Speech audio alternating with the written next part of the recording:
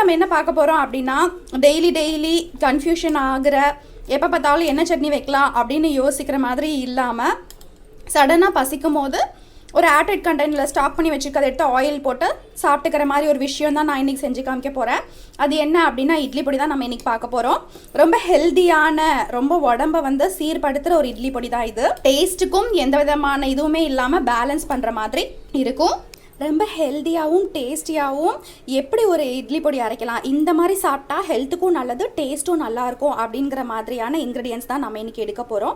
அதில் மெயின் என்ன அப்படின்னு கேட்டிங்கன்னா உளுந்துக்கு அடுத்து என்ன அப்படின்னு கேட்டிங்கன்னா எள்ளு சேர்க்க போகிறோம். அப்புறம் பூண்டு, வத்தல் உங்களோட காரத்துக்கு ஏற்ப, அதே மாதிரி கருகப்பில் ஒரு கைப்பிடி அளவு எடுத்துக்கோங்க.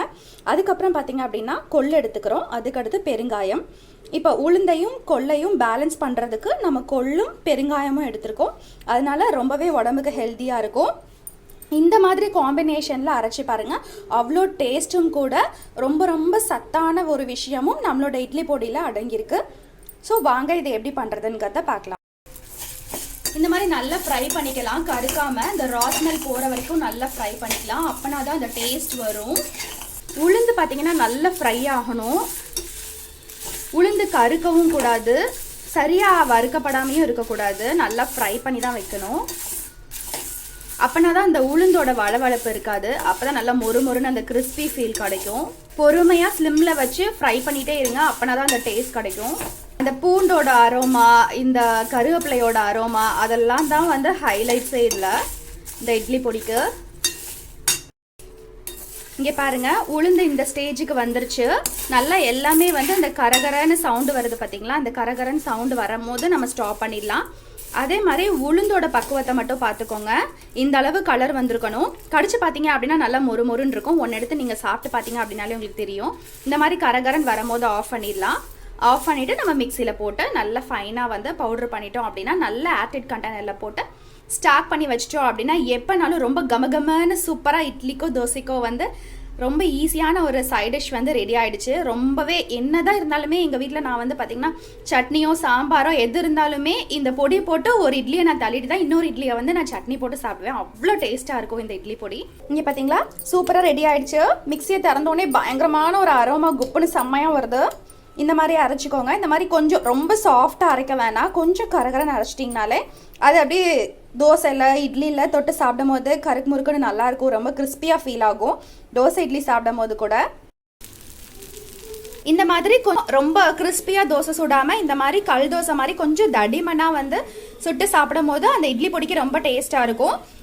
இட்லி பொடிங்கிறது வந்து இட்லி பொடிக்கு மட்டும் சாப்பிட்ணுன்னு அவசியம் கிடையாது, தோசைக்கும் சூப்பராக இருக்கும். அதுதான் நான் இன்றைக்கி டேஸ்ட் பண்ணி பார்த்து உங்களுக்கு சொல்ல போகிறேன். நான் எப்போதுமே இந்த மாதிரி கொஞ்சம் தடிமனாக தோசை சுட்டு இட்லி பொடி வச்சு சாப்பிடுவேன். ரொம்பவே டேஸ்ட்டாக இருக்கும். யம்மி.